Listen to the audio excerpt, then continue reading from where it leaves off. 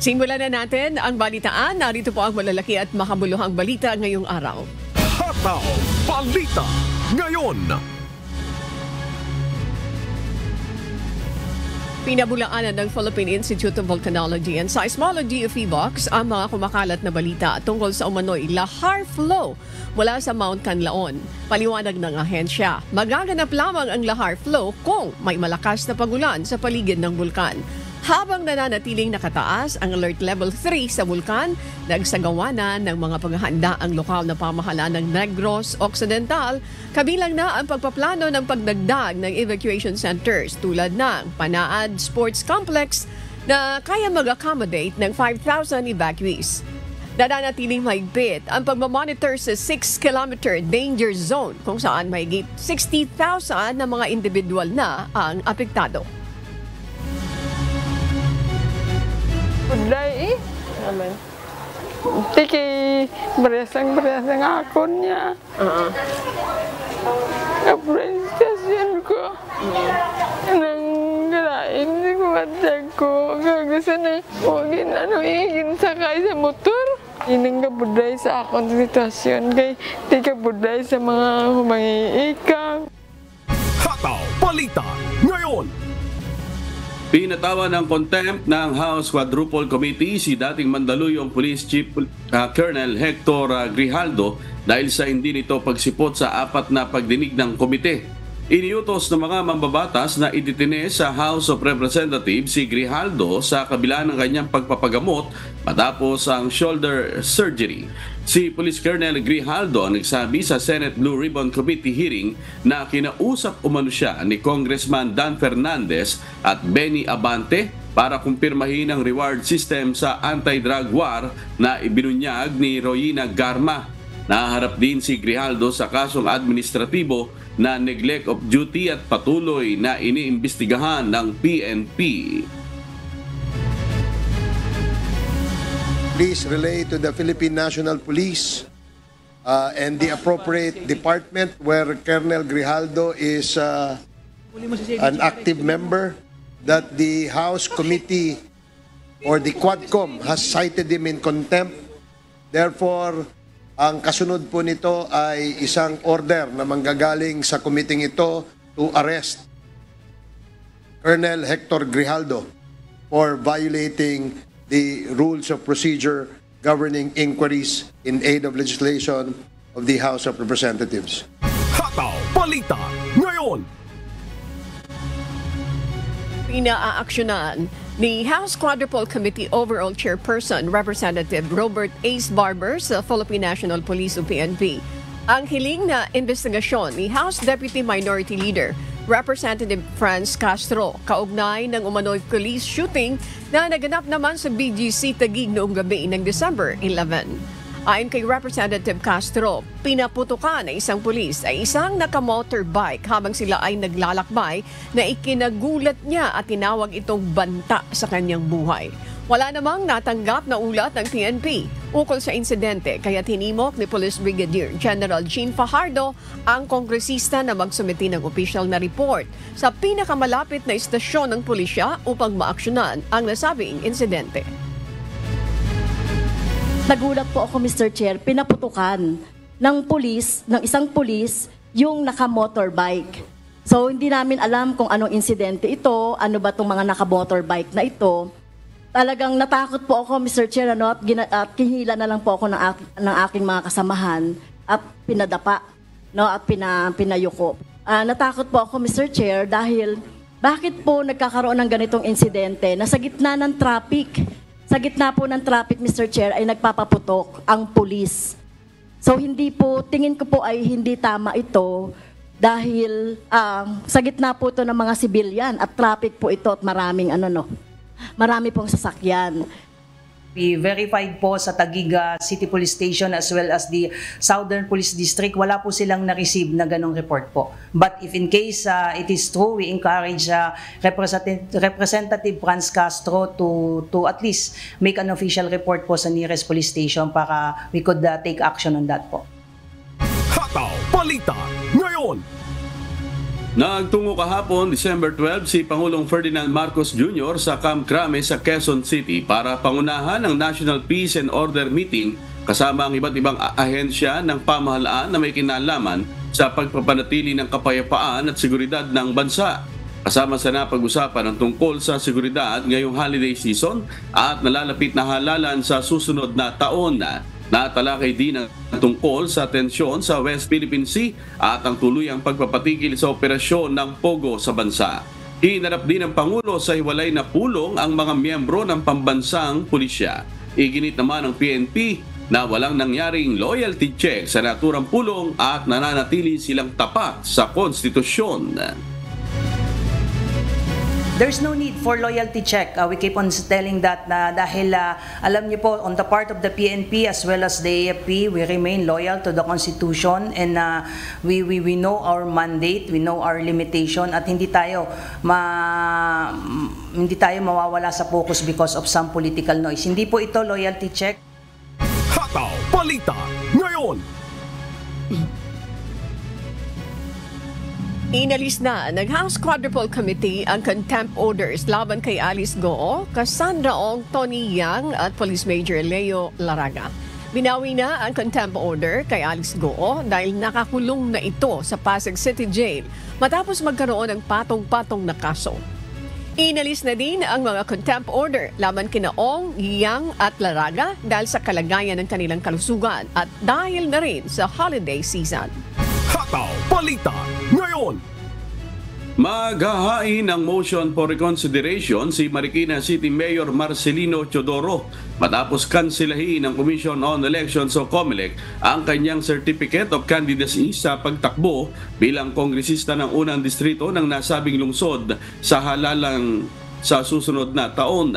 Sinabi ng alkalde na politika ang nakikita niyang dahilan ng kanyang diskwalifikasyon matapos katigan ng COMELEC ang petisyon mula sa magiging katunggali niya sa pwesto. Ayon sa rules ng ahensya, mayroong 5 araw si Mayor Mercy upang maghain ng mosyon at tiniyak na wala pang pinal na desisyon ng NBank tungkol dito kaya posibleng maisama pa rin ang pangalan ng alkalde sa balota.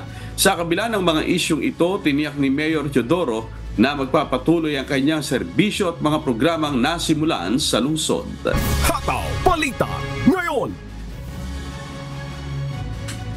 Pinatawag ng Metropolitan Manila Development Authority o MMDA ang mga trucker, motorcycle taxi companies, commuter groups at mga transport-related agencies para magdaos ng pulong hinggil sa mga aksidente sa kalsada.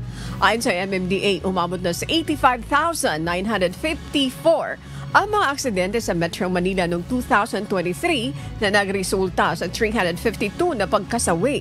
At kahit bumaba ito sa 62,723 ngayong taon, tumaas naman ang accident rate. Sa isyong ito, ang lagayan sa Manila Pier kung saan nagbabayad ng suhol ang mga trucker na nagre-resulta ng overloading at posibleng aksidente.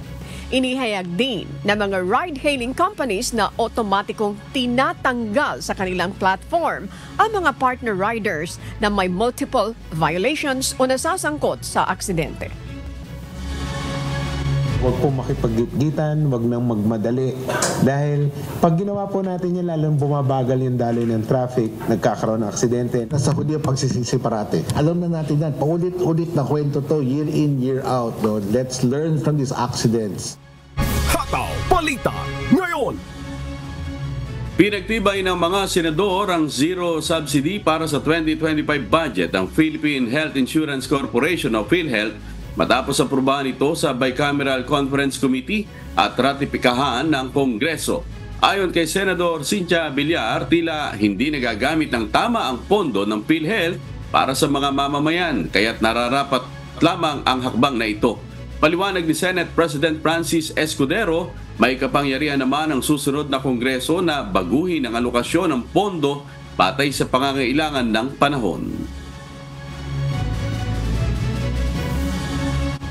Kasi yung PhilHealth, parang dami nilang pera, binalik nga nila sa government yung pera nila eh. So, siguro kaya nawalan ng gana na bigyan sila. Hataw Balita ngayon. sigurado na makakasama sa imprentang balota ang pangalan ng 66 na kandidato sa pagkasenador na inilabas ng COMELEC matapos hindi makakuha ng restraining order mula sa Korte Suprema. Ayon kay COMELEC Chairman George Erwin Garcia, ang mga kandidato ay nirerekomenda ng kanilang legal department at aprobado ng Commission on Bank, maliban na lang kung maghahain ng kaso at ma-disqualify. Kung sakali magkaroon ng restraining order, ilalagay ang pangalan ng kandidato sa ibaba ng mga naunang 66 na mga nakalistang pangalan. Final na yon, 66 ang kandidato for the Senate. Wala tayong nakuhang restraining order, wala pong na-issue TRO ang Supreme Court. Hataw Balita ngayon. Magbibigay ang GSIS ng 1.5 million pesos sa GSIS Touch and Win Raffle na gaganapin sa December 17 bilang pasasalamat sa mga miyembro at pensioners nito. Otomatikong may raffle entry ang mga nag-download at nagrehistro sa GSIS Touch app. Makakakuha naman ng dagdag na entry sa mga miyembrong may loan transaction sa app mula January 2024 habang ang mga pensioners ay sa pamamagitan ng APIR o loan applications. Aabot sa 300 ang mananalo ang makatatanggap ng 5,000 piso na makukuha nila sa kanilang GSIS e-cards. Hataw Balita ngayon.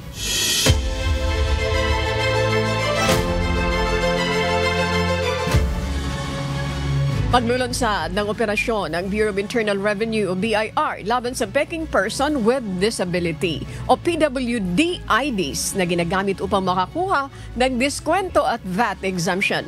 Ayon sa BIR, nagdudulot ito ng malaking revenue loss sa gobyerno at mga negosyo na tinatayang umaabot sa 88 billion pesos noong 2023. Magkikipagtulungan ng BIR sa Department of Health at National Council on Disability Affairs upang tiyakin ang pagiging lehitimo ng mga PWD ID at labanan ang paggamit ng peking IDs.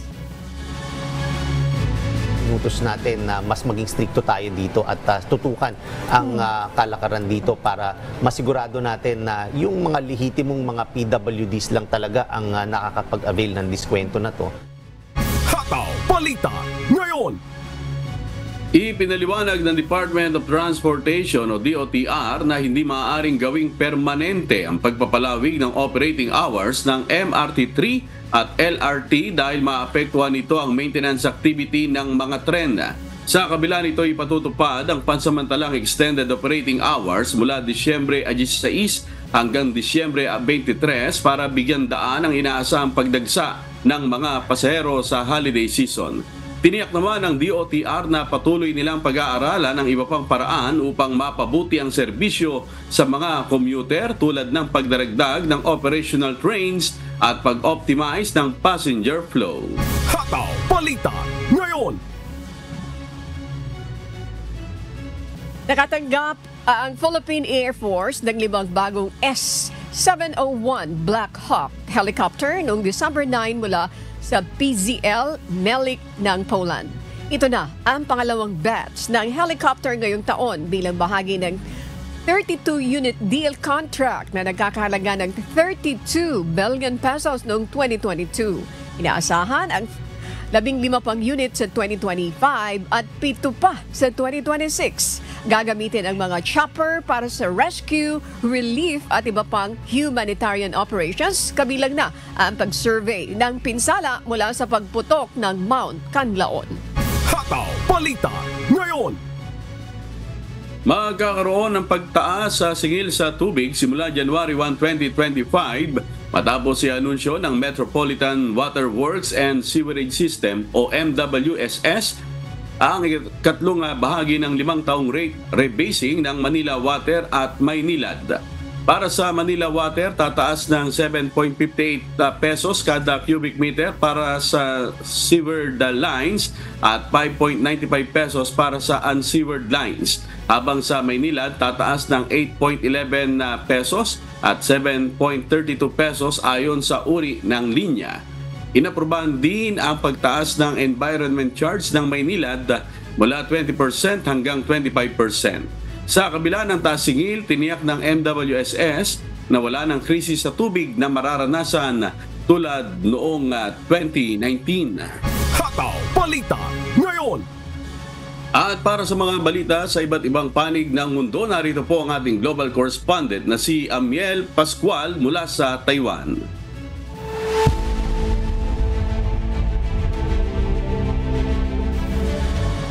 Sawan amigo, magandang umaga sa iyo, Ani. Good morning kuya at good morning sa ating mga kasambahay. Magre-resign si Federal Bureau of Investigation Director Christopher Wray sa pagtatapos ng kasalukuyang administrasyon. Ito ang humahataw na balita ni Christy Rosasia. Hataw Balita Ngayon. Inanunsyo ni Federal Bureau of Investigation o FBI Director Christopher Wray ang kanyang pagbibitiw sa harap ng mga empleyado ng FBI sa headquarters nitong Miyerkules, December 11. Pinasalamatan ni Wray ang mga kasamahan sa trabaho at ipinahayag ang kanyang pagnanais na mapanatili ang misyon ng FBI at ang integridad ng organisasyon. Ang kanyang talumpati ay sinalubog ng isang standing ovation mula sa mga empleyado ng FBI. Tanggap din ni US President-elect Trump ang anunsyo na tinawag niyang a great day for America. Bagaman itinalaga si Wray noong 2017, sinisi ni Trump ang FBI sa paghawak ng investigasyon sa Capitol Hill.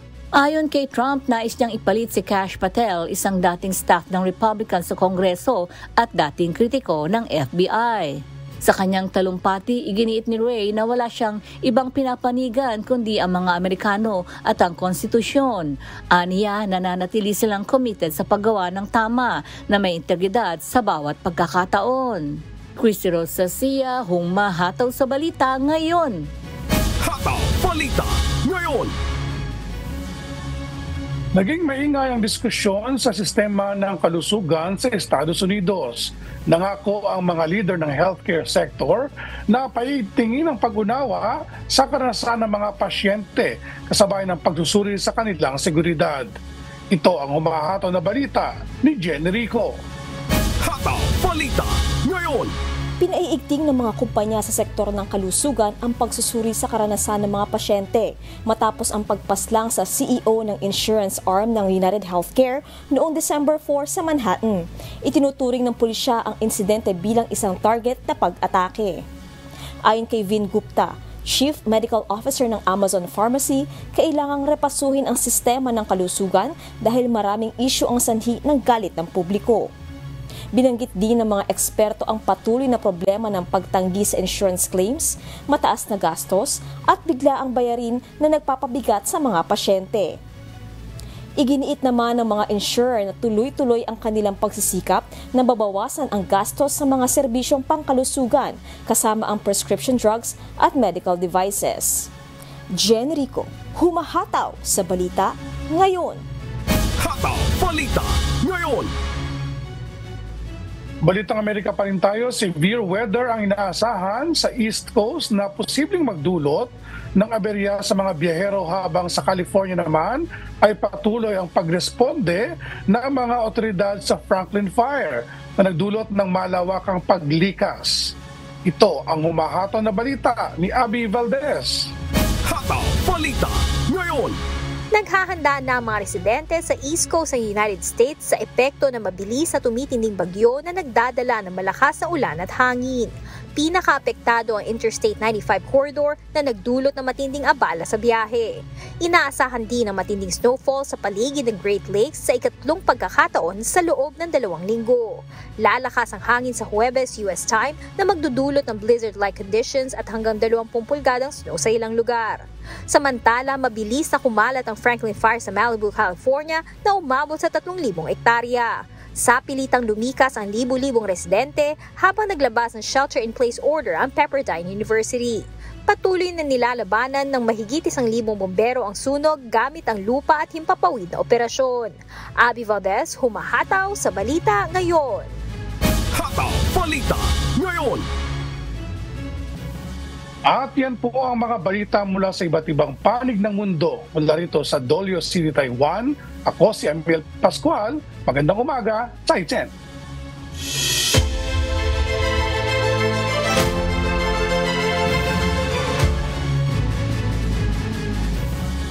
Sa puntong ito, mga kasambahay, balikan po natin si Commodore at Rica Frente, ang tagapagsalita ng PCG upang magbigay ng detalye ukol sa ginagawang hakbang ng ahensya kalinsabay po ng pagsisimula ng implementasyon ng heightened alert sa buong bansa ngayong araw bilang paghahanda sa nalalapit na holiday season. Magandang umaga muli po, Commodore Rica Frente. Maraming salamat po muli sa pagpapaunlak nyo ngayong umaga. Magandang umaga din po muli at pagpaumanhin niyo po yung ating signal kanina medyo mahina. Magandang umaga din po sa inyong mga tagapakinig. Maraming salamat po. Ulitin ko po yung tanong ko, ano po ang maasahan ng publiko sa pagsisimula po ng pagpapatupad ng heightened alert ng PCG sa buong bansa? Sa nabanggit ko nga kanina, bagamat karamihan ng mga paaralan ay next week pa magkakaroon ng bakasyon, pero may mga ilang mga pamahalaan na tayo, kagaya ng mga colleges na wala na rin pasok ngayon. Kaya ang Philippine Coast Guard ay mag-umpisa na rin ng pagpapaigting ng ating seguridad at to ensure yung safety and security at matiwasay na pagbiyahe ng ating mga kababayan pabalik sa kanilang mga probinsya. Okay. Speaking of the pinaigting na safety and security, ano po ito kaya? Ano pong mga ginagawa? Kasama ba dyan yung pag-inspect ng mga pasahero, yung mga luggages nila, pati na yung mga barko? Ano po yung mga safety and security measures na ini-implement nyo strictly right now? Maliban doon sa pagdagdag natin ng mga tauhan sa mga pantalan ay in cooperation with other agencies na concern sa mga pantalan natin include like PPA at ng Port Police ay patuloy din po ang pag-deploy natin ng ating mga K9 groups at magdi-deploy na din po tayo ng mga tauhan like medicals. At mag-establish po tayo ng help desk para kung may mga pangangailangan yung ating mga kababayan na ini-expect natin na mag-uumpisang dumagsa para matugunan natin yung direktiba ng ating Secretary, DOTR, na to ensure yung smooth na flow ng passenger. At kasama na rin po yun, yung nabanggit nyo po kanina, yung ating inspeksyon na bagamat regular nating ginagawa sa mga barko bago ito umaalis na to ensure na yung mga equipment at yung barko ay maayos ang kanilang mga makina at mga navigational equipment ay yung ating mga K9 groups, mga K9 unit ay nakadeploy din in addition doon sa kung ano yung regular natin na dinideploy ng mga tauhan. Okay. Commodore Rica Frente, yung tungkol din po, di ba po, minsan meron tayong nabalitaan na nag-overload na dahil yung bilang ng mga pasahero na dapat sana ay ito lang yung bilang pero nadadagdagan yan. Wala naman doon sa manifesto. Itong pong bagay na ito po ay ma-assure ba natin yung publiko na hindi ito mangyayari at this point? Tama po. Yan din po ang isa sa mga tinututukan natin. Bagamat ang ating mga shipping company ngayon ay mayroon na rin naman po silang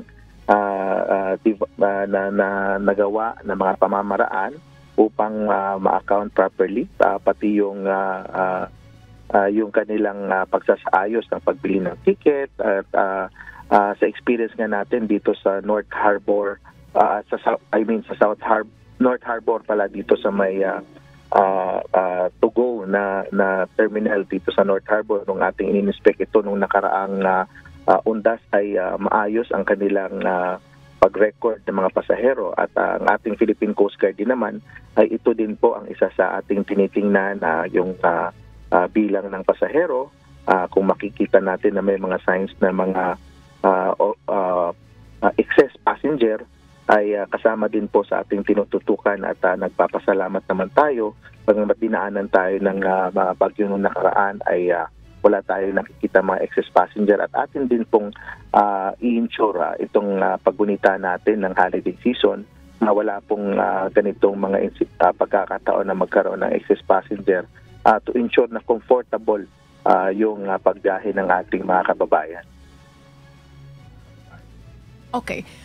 may pagkakataon din po na nagkakaroon ng problema yung ating mga barko, di ba po? Yung minsan hindi na siya seaworthy.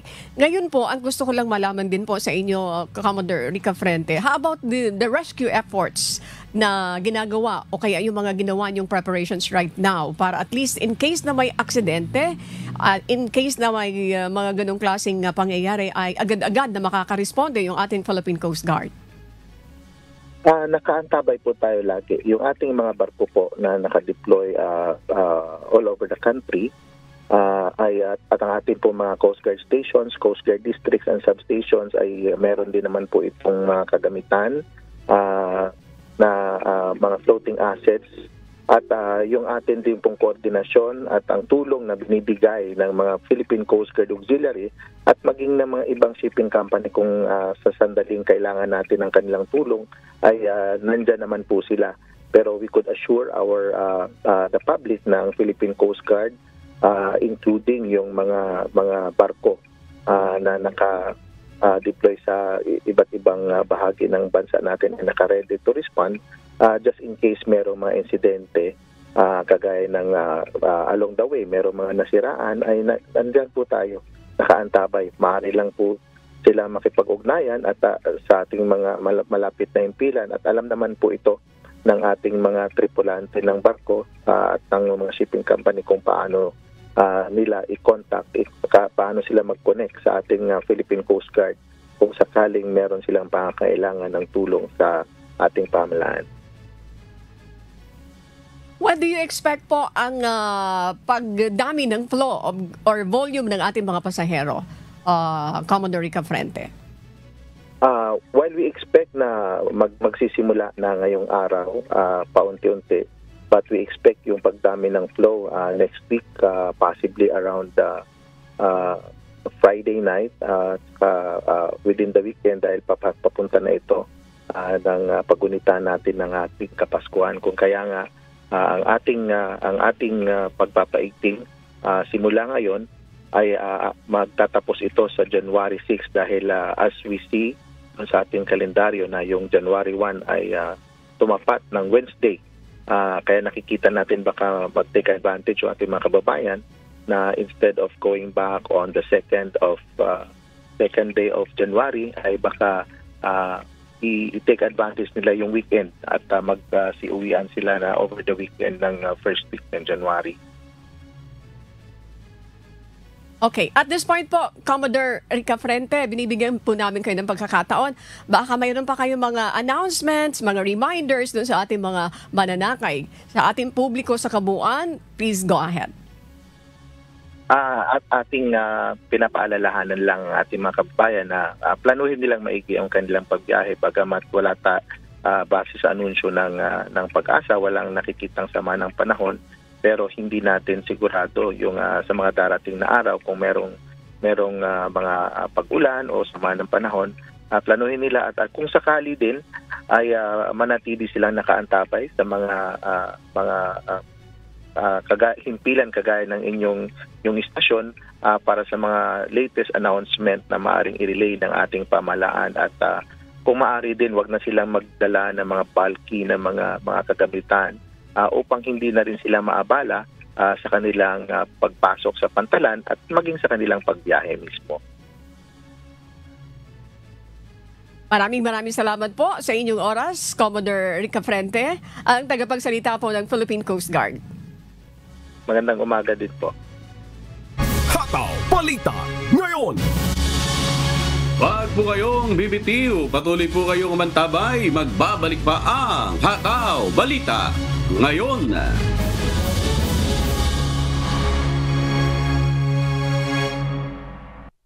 Nananakit ba ang iyong lalamunan kasabay ng hirap sa paghinga na may panghihina at lagnat? Maaaring ito ay diphtheria na isang delikadong sakit. Alamin kung paano may iwasan at malulunasan ang diphtheria mula sa isang otorhinolaryngologist from Makati Medical Center dito sa Doctors on TV ngayong linggo sa UNTV, your public service channel.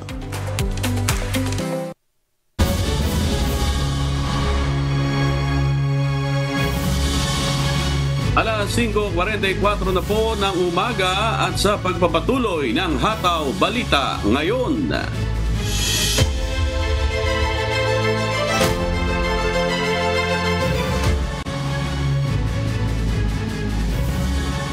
Patuloy pa rin ang aktibidad ng Bulkang Canlaon matapos itong sumabog noong Lunes. Kaugnay niyan, makakapanayam natin si Ginoong James Nobora, Science Research Specialist ng Philippine Institute of Volcanology and Seismology o PHIVOLCS upang magbigay ng detalye ukol sa kasalukuyang sitwasyon at kalagayan ng Bulkang Canlaon.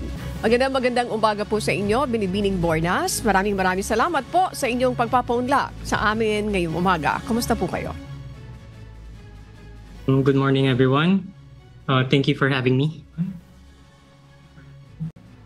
Maraming salamat.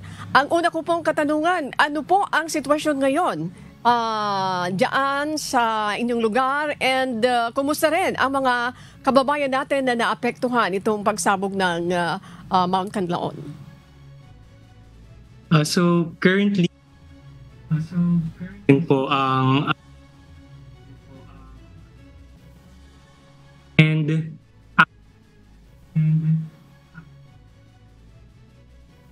Okay.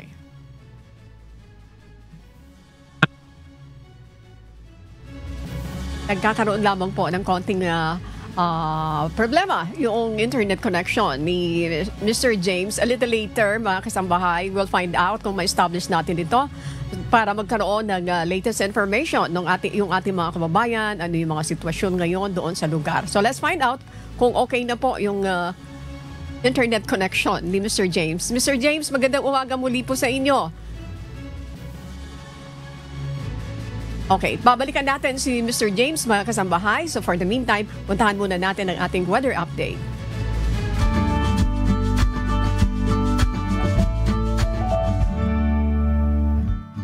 Alamin ang magiging lagay ng panahon sa iba't ibang bahagi ng bansa ngayong araw ng Biyernes. Panoorin po natin ang update mula sa Philippine Weather Bureau Pag-asa. Sa kasalukuyan po ay wala pa rin tayong binabantayan na LPA o bagyo sa loob at labas ng ating Philippine Area of Responsibility. Bagamat asahan pa rin po natin yung maulan na panahon sa iilang bahagi po ng ating bansa, dulot po ng mga weather systems na patuloy pong nakakaapekto sa ating kapuluan. Unang-una, yung epekto ng northeast monsoon ay nararamdaman pa rin dito sa may area ng northern Luzon at magdudulot pa rin po yan ng maulap na kalangitan at may kasama po yan may hinang mga pagulan sa eastern section ng northern Luzon area. Meanwhile, sa may bandang Mindanao po, may namamataan din tayong mga kumpul na kaulapan na nakakaapekto sa may southern portion ng Mindanao.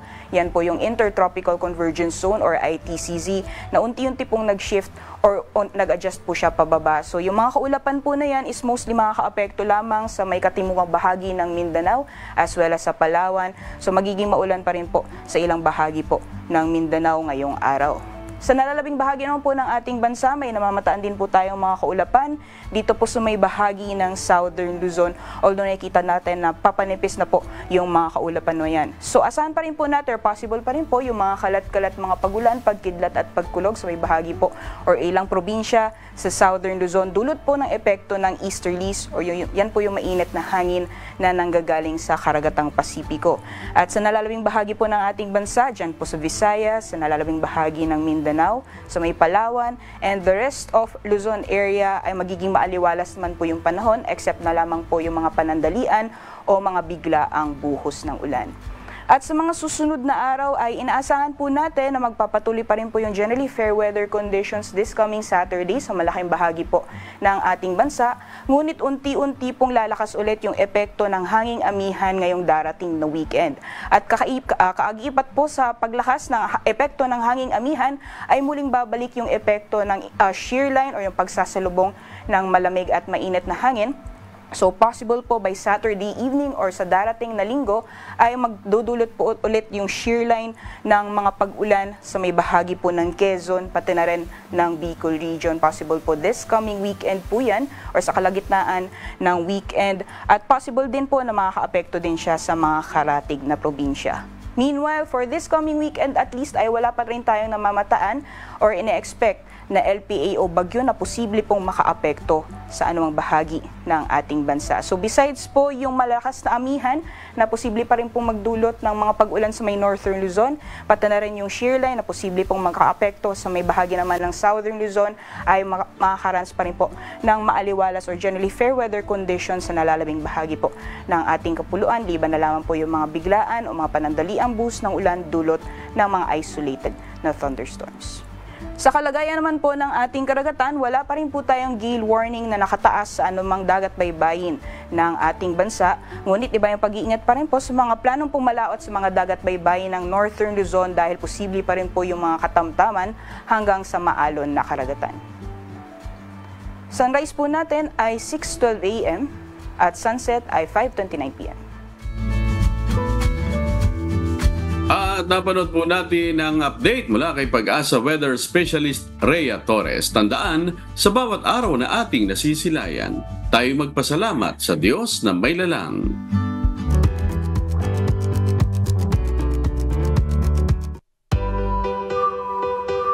Hanap niyo ba'y pasyalan na perfect sa buong pamilya? Baka maaari po ninyong pagpilian ang isang theme park na kombinasyon ng thrill rides, animal shows at zoo. Si Brian Evangelista humahataw.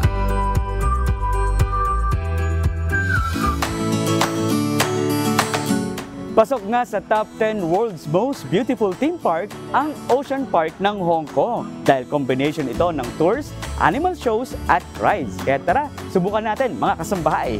Iba't ibang thrill rides ang pwedeng subukan tulad ng Hair Racer, Whirly Bird, Bumper Blaster, The Flash at Rev Booster. Pero dahil kasama ko ang aking nanay na senior citizen, mas pinili namin sumakay sa mga pambata para relaxing at chill rides lang. Mag-enjoy na mga bata ang mga child at heart. Basta dito lang kami sa gilid-gilid para hindi masama sa mga pagkaan. At kung gusto niyo namang mag-unwind, very refreshing ride din ang The Rapids.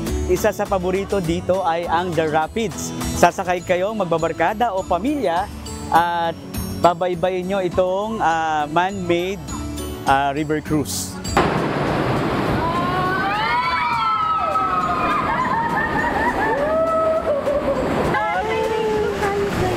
Oo nga. Mali ang ginawa natin. Bakit natin binasagad ang sarili na? Mahigit 900,000 square meters ang lawak ng Ocean Park. Kaya naman maaari kayong sumakay ng train o kaya cable car sa loob mismo ng park.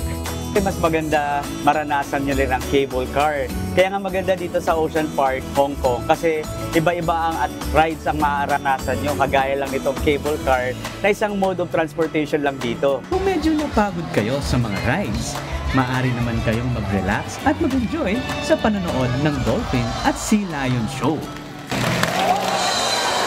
Maganda din ang kanilang neon lighting sa Old Hong Kong at ang Gala of Lights sa Aqua Lagoon pagdating ng alas 7 ng gabi.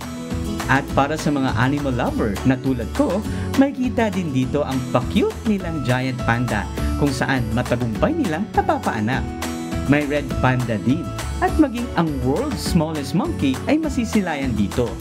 Animal conservation ang advocacy ng park. Kaya hindi lang for display ang iba't ibang rare animals na kanilang inaalagaan, kundi nagagawa din nila itong paramihin. Kabilang na dito ang marine life, kung saan masisilayan sila ng malapitan, tulad na lang ng mga penguins. Tampok din dito ang ating pambansang isda, ang bangus, kung saan kay ganda pala nilang pagmasdan, lalo kung maramihan. Sa Grand Aquarium naman masisilayan ang iba't ibang uri ng marine mammals, isda, stingrays at naglalakihang mga pating. Trivia muna tayo mga kasambahay. Alam niyo ba kung gaano kakapal ang giant viewing panel dito sa Ocean Park, Hong Kong? Ganito siya kalapad, 68 cm. Kaya naman tingnan niyo naman kung gaano kaganda, di ba? At kitang-kita natin ang iba't ibang lamang dagat na sa ating karagatan. Kaya tandaan natin, saan man tayo makarating, lagi tayong magpasalamat sa Diyos sa kanyang biyaya at pag-iingat sa atin. Brian Evangelista, humahataw sa balita ngayon.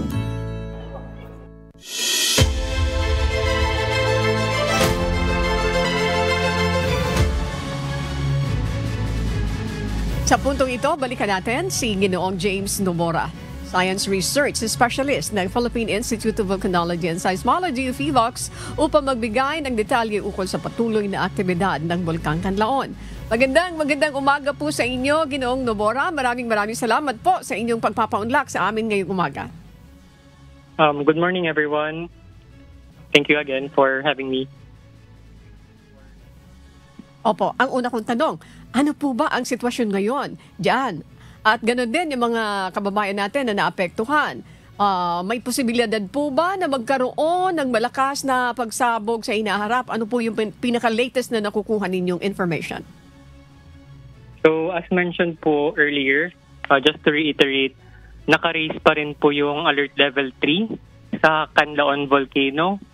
And compared po, based po on the data na meron po tayo in the past few days, sustained pa rin po yung seismicity na nakukuha sa bulkan.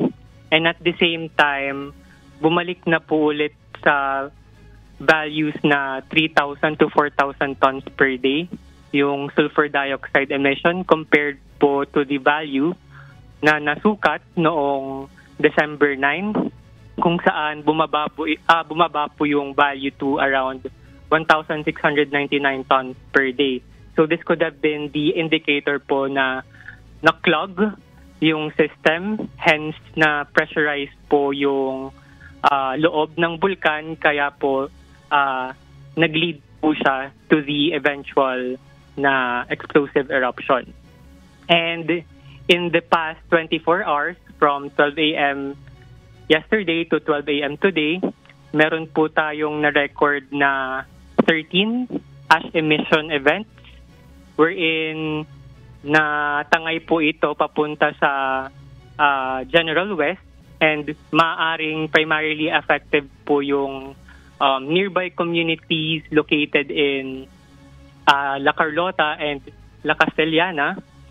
We have teams deployed in Canlaon Volcano right now to conduct a quick response. Kasama na rin po dyan yung aming division chief, si Ms. Mariton Bornas, and ang aming head of agency, si Director Teresito Bacolcol. They're currently doing rounds to coordinate with the local LGUs and DRRs to properly disseminate information and tackle other issues that may be relevant to the current activity of Canlaon Volcano. Okay, at this point po ba mayroon tayong inaasahan na isang malakas na pagsabog ng Mount Canlaon? So yun po actually yung isa sa mga bagay na kailangan pa nating tutukan sa mga susunod na araw, dahil taking into account po yung dalawang explosive eruptions na nangyari this year, yung June 3 and yung December 9. Considering the significant difference nung dalawa, even though essentially the same sila, mas malakas po talaga yung nangyari ngayong December 9 as evidenced by the scale po nung eruption, kung saan may na-produce po itong PDC na umabot ng mga around 2 to 3.4 kilometers na bumaba sa may La Castellana and Canlaon City side, and yung ash dispersion po kung saan umabot po ito sa malaking parte ng kaliwang bahagi ng Negros, at umabot pa ito sa mga karatig na mga isla, kasama na po dyan ang Guimaras, Iloilo, Antique, and as far as Palawan. So considering all of that, there's a possibility na pwede pong mag-escalate yung activity. Pero nakadepende po ito sa magiging activity ni Canlaon, kasi currently nagka-calibrate pa po tayo based on the available information. So it's something that we need to see and assess. in the next few days. Okay. At this point po, sa ating mga kababayan, Sir James, sa ating mga kababayan na nandiyan sa lugar na yan, na naapektuhan, ano po ang inyong mga panawagan o reminders sa kanila? Go ahead, please. So we would like to remind the public, especially the communities nearby Canlaon, to heed the recommendation provided by CVOX and at the same time implemented by the LGUs to ensure na safe po tayong lahat. And since very prevalent pa rin po yung ash emission events, the office recommends the usage of protective cover para po maiwasan yung pag-inhale sa ash na maaaring makasama sa kalusugan ng mga tao. Okay. And yun, mahalaga maraming salamat po sa inyong oras. Yes I'm sorry. Po. Mahalaga to po interrupt na you. nakikinig I'm sorry. tayo Go sa... ahead, Mr. James. Yes po. Mahalaga po na nakikinig tayo sa impormasyon dahil ito po ay makakatulong sa atin. Okay. Maraming salamat po sa inyong oras. Ginoong James Nobora, Science Research Specialist ng Philippine Institute of Volcanology and Seismology. Ingat po kayo palagi. Salamat sa Diyos. Thank you po. At sa aming ibabahaging mga salita ng Diyos na ating sandigan mula sa unang Pedro Kapitulo 2 talatang 21. Sapagkat sa ganitong bagay kayo'y tinawag, sapagkat si Kristo man ay nagbata dahil sa inyo, na kayo'y iniwanan ng halimbawa upang kayo'y mangagsisunod sa mga hakbang niya.